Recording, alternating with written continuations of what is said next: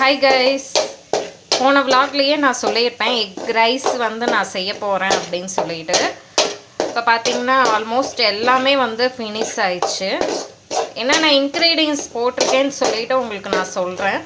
First எண்ணெய் ஊற்றி கடுகு போட்டு, அதுக்கப்புறம் வந்து வெங்காயம், அதுக்கப்புறம் வெங்காயம் வதங்கின வட்டி, அதுக்கப்புறம் வந்து நம்ம தக்காளி போட்டு, பச்சை மிளகா வந்து நான் வந்து காரத்துக்கு வந்து நான் இது மிளகாத்தூள் ஆட் பண்ணுறதுனால பச்சை மிளகா நான் கம்மி பண்ணிட்டேன். உங்களுக்கு காரத்துக்கு ஏற்ற மாதிரி நீங்கள் வந்து ஆட் பண்ணிக்கோங்க.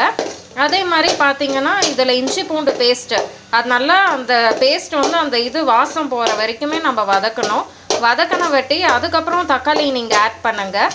தக்காளி நல்லா வதங்கின வட்டி நீங்கள் வந்து மசாலாஸ் வந்து கரம் மசாலா, அப்புறம் வந்து நான் வந்து கொத்தமல்லி தூள், அதே மாதிரி மிளகாத்தூள், அப்புறம் வந்து கறி மசாலா, பிரியாணி மசாலா நான் ஆட் பண்ணியிருக்கேன்.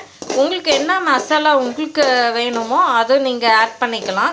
இது என்னோடய சாய்ஸ் தான். உங்கள் சாய்ஸ் என்னமோ மேபி நம்ம ஆஸ் யூஷுவல் நம்ம வந்து பண்ணுற மாதிரியே பண்ணிக்கலாம்.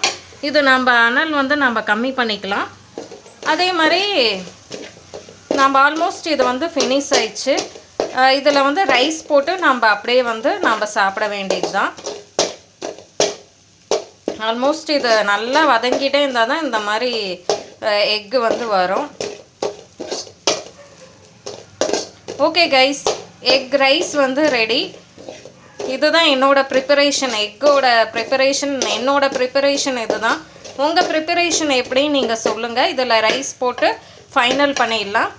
அதே மாதிரி எங்கள் அம்மா பாருங்கள், நான் சமையல் பண்ணுறது வாட்ச் பண்ணிவிட்டு அதுக்கப்புறம் வந்து இது பண்ணிக்கிட்டு இருக்கிறா.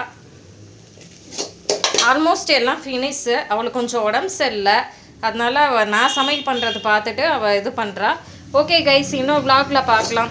வாங்க எல்லோரும் சாப்பிட்லாம். மறக்காமல் என்னோடய இது வந்து சப்ஸ்கிரைப் பண்ணுங்கள். Thank you guys.